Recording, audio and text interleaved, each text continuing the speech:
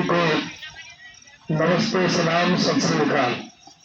राणा दिलीप कुमार सामंगा जी ने बहुत ही अच्छा प्रवचन दिया। मैं गुरु नानक साहब जी की बात आपके सामने पेश करना चाहूंगा।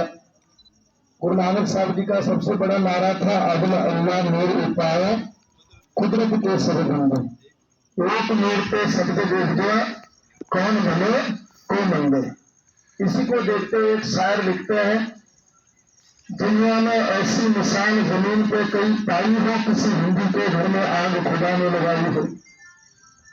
दुनिया में ऐसी मिसाल जमीन पे कई पाई हो, किसी हिंदू के घर में आग खुदा ने लगाई हो। बस्ती किसी की यारो राम ने बुलाई हो, या गुरु नानक ने वहां सब सिखो वो बताई हो। ईसा मूसा राम रहीम गुरु नानक तो मरम है, चमचों को उनके बेटे पतन से ज्यादा गर्म है। हम सबको एक होना पड़ेगा, बोलने से एक नहीं रह जाता। अभी जैसा जमाते हिंद इस्लामिक में जो कार्यक्रम रखा है ईद मिलन का, तो इसमें पता लग रहा कि आप कितने लोग हो यहाँ पे। ऐसा हुजूम लगना चाहिए कि दुश्मन जो हमारे को लड़ाना चाहते हैं जाति बात के नाम पर। अभी सानंदा जी ने बहुत ही अच्छा मेरे को उनका प्रवचन लगा कि उनकी रूहें काट जाए नहीं यार, इनको हम कैसे हिंदू मुसलमान सिख ईसाई को कैसे मालक करें। जो गलत ताकतें होती है एक कब हमारे से डरेगी जब वो आंखों से देखेगी कि वाकई में हिंदुस्तान के जो बगीचा है ना, हिंदुस्तान पूरा भारत देश एक बगीचा है मानो।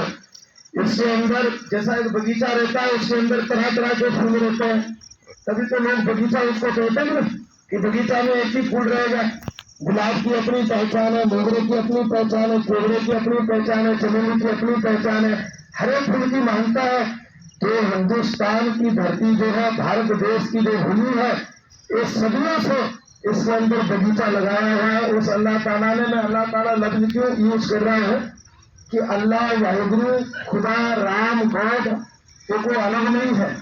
भारत की वाणी कहती है, गुरु नानक साहब जी का वचन है, वो कहते हैं कोई बोलना राम राम, कोई खुदा, कोई सेवा गुस्सैया, कोई अल्लाह, कोई नावे तीरथ, कोई हज जाए, कोई करे पूजा और कोई सिर नवाए, है ना। कोई ओदो नील, कोई सफेद, कोई कहे तुर्क, कोई कहे हिंदू, लेकिन हम सब एक है। जैसा सूर्य एक है, ऋतु अनेक है। सूरत तो एक ही है ना, पतझड़ सावन बसंत बहार आ जाती है, सूरत थोड़ी चेंज हुआ, ऋतु चेंज हो गई। तो सूर्य को ऋतु अनेक नानक करते क्यों कहते हैं। गुरु गोविंद सिंह जी अपनी वाणी में कहते हैं, ऐ अकाल पुरख वाहिगुरु, ऐ मेरे अकाल पुरख सतगुरु अल्लाह ताला गुरु गोविंद सिंह जी महाराज, कभी तू मंदिर के अंदर आरती के रूप में तू आरती करने को लगा रहा है सभी को, कभी मस्जिद के अंदर तेरे नाम से नमाज पढ़ी जा रही, बांध दी जा रही है। अभी सानंदा जी ने कहा कि कई लोगों ने ऐतराज उठाया था कि ये नहीं बोलना चाहिए अल्लाह अकबर। अकबर का मतलब होता है सबसे बड़ा, तो सही तो बात है, अल्लाह है ही सबसे बड़ा, वाहिगुरु है ही सबसे बड़ा, राम है ही सबसे बड़ा। समझ की बात होगी। ये बात जब हम सब समझ जाएंगे तो हमारे अंदर जो नफरतें हैं ये निकल जाएगी। और मैं सच बोल रहा हूँ आपको एक बात, दुनिया के अंदर गुरु गोविंद सिंह जी महाराज का एक पैगाम मैं आपको देना चाहता हूँ। गुरु गोविंद सिंह जी महाराज वो कहते हैं कि साथ कहूं सुन ले सदा, जिन प्रेम कियो तुम ही प्रभ पाओ।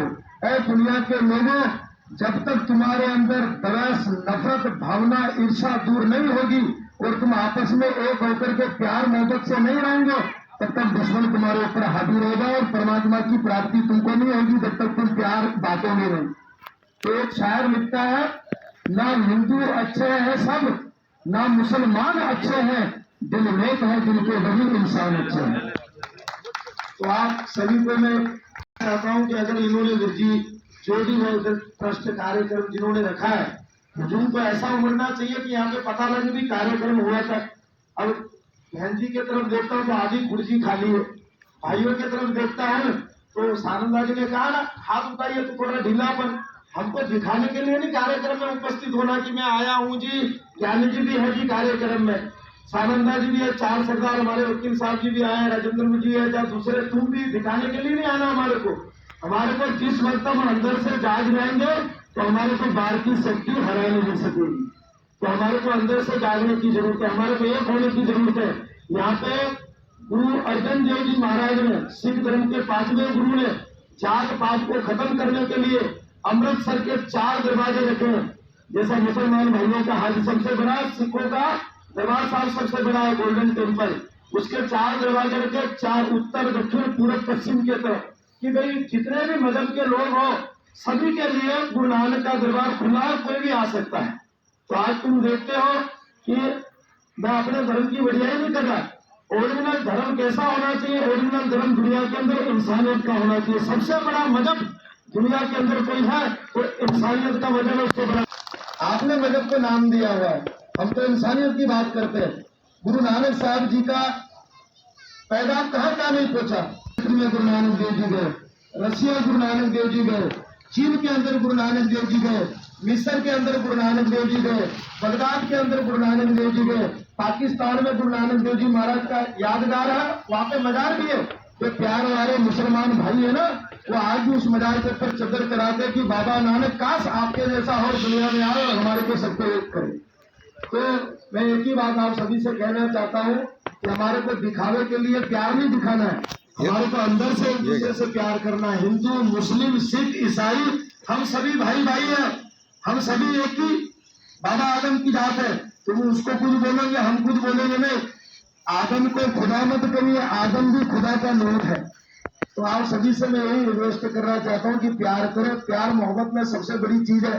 दुनिया के अंदर बार बार एक मनुष्य जन्म नहीं मिलता, हमारे को अगर मिला है तो प्यार मोहब्बत करने के लिए, प्यार बांटने के लिए मिला है। जिंदगी जीने के लिए भगवान ने हमारे को धरती पे भेजा है। हमने धरती के ऊपर आके माहौल इतना खराब कर दिया है कि हम एक दूसरे बोलते हैं हिंदू, मुस्लिम, सिख, ईसाई, हम सब अलग अलग। अरे भाई मेरे अलग कोई नहीं हो, तुम्हारा भी लाल खून है, मेरा भी लाल खून है, मेरी भी 2 आंखें हैं, तुम्हारी भी 2 आंखें हैं।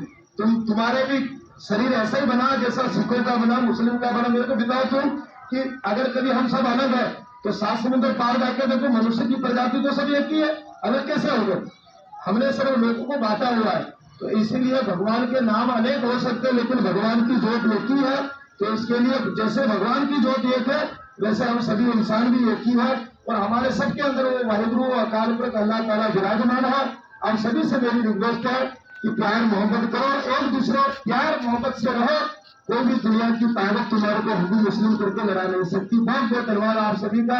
और वीर जी उन्होंने मेरे को बुलाया, साहब जी उसका भी बहुत बहुत धन्यवाद। फिर कभी मुलाकात होगी आपसे। फतेह बुलाना चाहता हूँ। बोलो सत अकाल, आवाज नहीं है।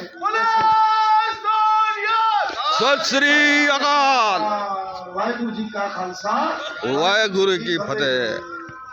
क्या बात है, ज्ञानी जी बहुत जबरदस्त।